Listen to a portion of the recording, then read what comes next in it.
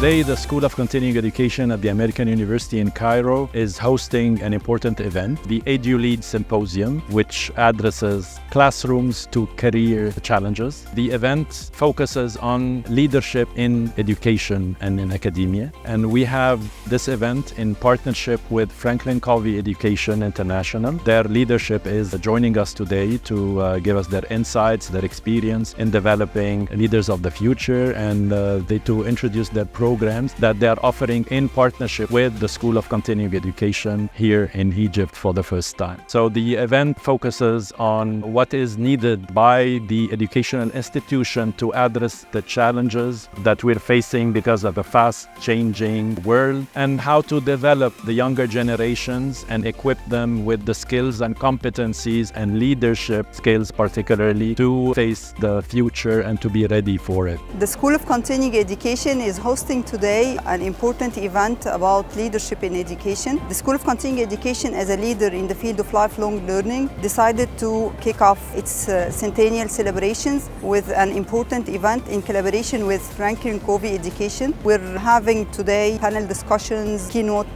presentations. We as Franklin Covey actually are proud to have this partnership with the AUC in order to empower the new generation of young people. The amazing thing about AUC that they are not focusing only on higher education. They are focusing, as they say, from 8 to 80, which I like this term actually, while you are building the leadership in all different levels, starting from kids to higher education students. Often when you go to educational conferences, and so this should be, that there's a high degree of focus on where we want to take students and also on academic achievement. What I've liked about this conference is two other elements have been introduced. One is that going forward to make it in the workplace, certainly we need to start teaching with more precision around social-emotional learning. Also, it's quite evident that we need to empower our students more, not only just as they enter the workplace, as they journey their learning to the workplace.